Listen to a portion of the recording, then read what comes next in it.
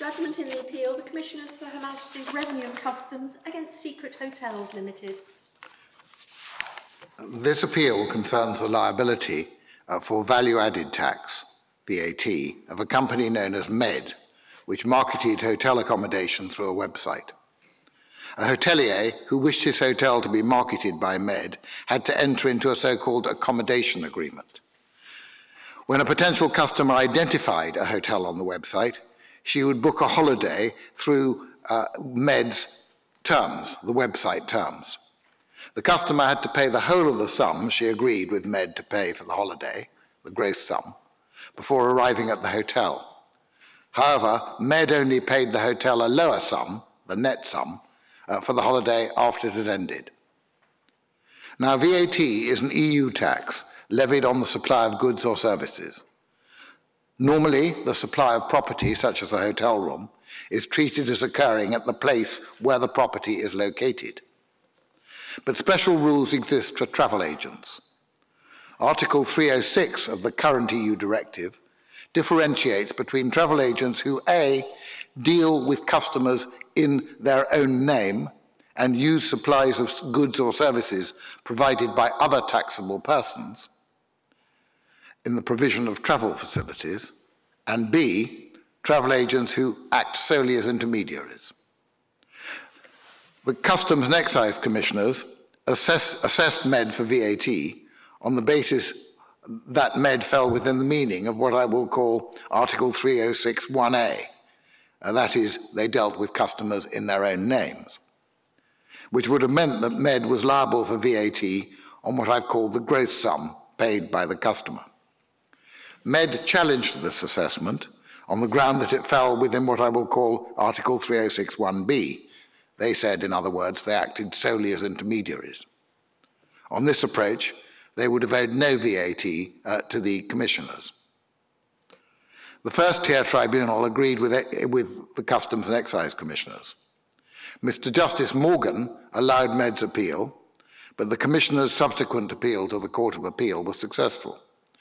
On appeal to this court, the Supreme Court unanimously allows MED's appeal in a judgment which I give and with which Lord Sumption, Lord Reid, Lord Hughes and Lord Hodge agree.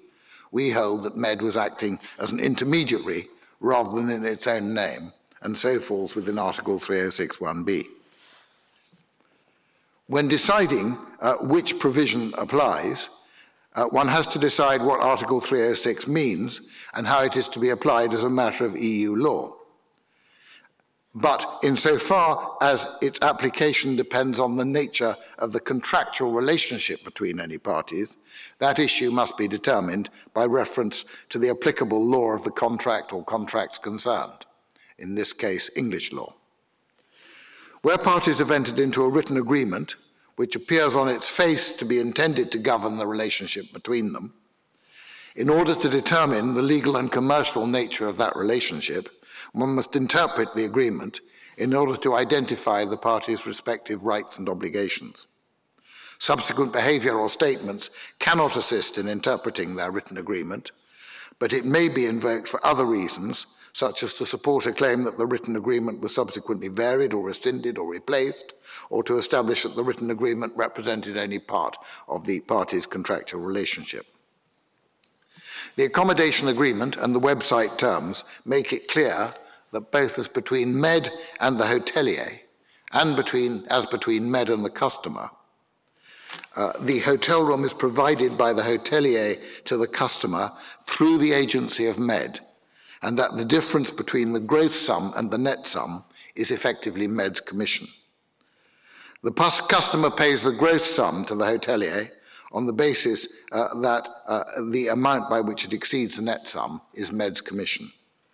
None of the provisions of either contract relied on by the Commissioners is inconsistent with MED acting as the hotelier's agent.